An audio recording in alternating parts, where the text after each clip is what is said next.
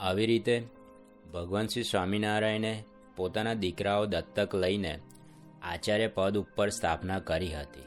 ભગવાન શ્રી સ્વામિનારાયણે દેશ વિભાગનો લેખ પણ રચેલો છે, જેમાં એમને આચાર્ય મહારાજનો મહિમા અને આપને આદર સન્માન કેવી રીતે આપવું એ સમજાવ્યું છે.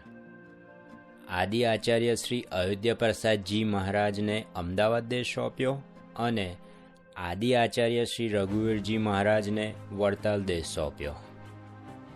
રઘુવીરજી મહારાજે 4 મહિના સુધી વડતાલમાં મહાન સત્સંગ છાવણી પણ ઉજવી હતી. સાથે સાથે બુરહાનપુર, સુરત, ભરૂચ અને અનેક મંદિરોની સ્થાપના કરી હતી. ત્યાર પછી રઘુવીરજી મહારાજે ભગવત પ્રસાદજી મહારાજને દત્તક લઈને તેમને બીજા આચાર્ય તરીકે સ્થાપના કરી.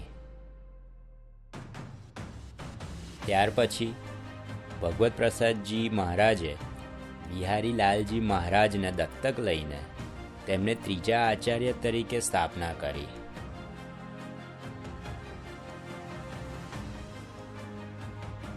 બિહારીલાલજી મહારાજ પછી દત્તક વિધાનથી શ્રી પતિપ્રસાદજી મહારાજને ચોથા આચાર્ય તરીકે સ્થાપના કરી.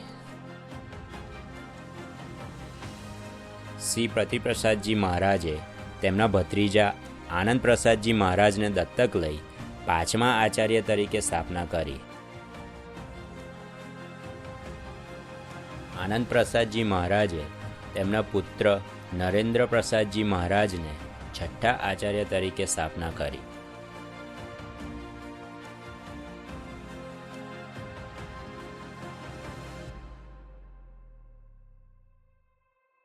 નરેન્દ્ર પ્રસાદજી મહારાજે તેમના પુત્ર અજેન્દ્ર પ્રસાદજી મહારાજને સાતમા અને વિદ્યમાન આચાર્ય તરીકે સ્થાપના કરી.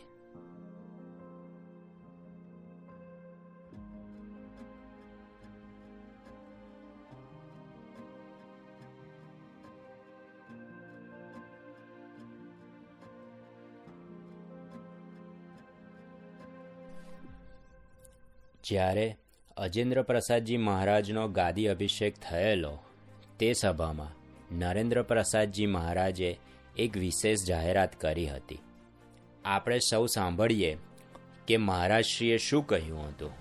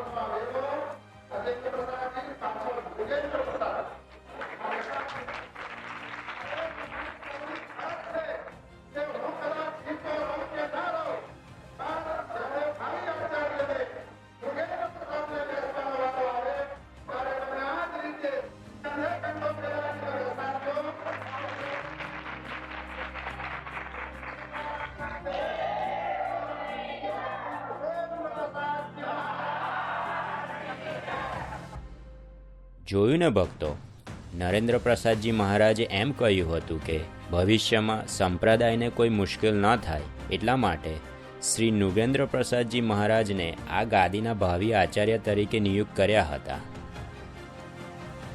અને આપને સૌને એમ ભલામણ કરી કે જ્યારે નૃગેન્દ્ર પ્રસાદજી મહારાજને ગાદી પર બેસવાનો સમય આવે ત્યારે તેમને ધામધૂમથી વાસ્તે ગાસ્તે ગાદી પર આરૂઢ કરવા.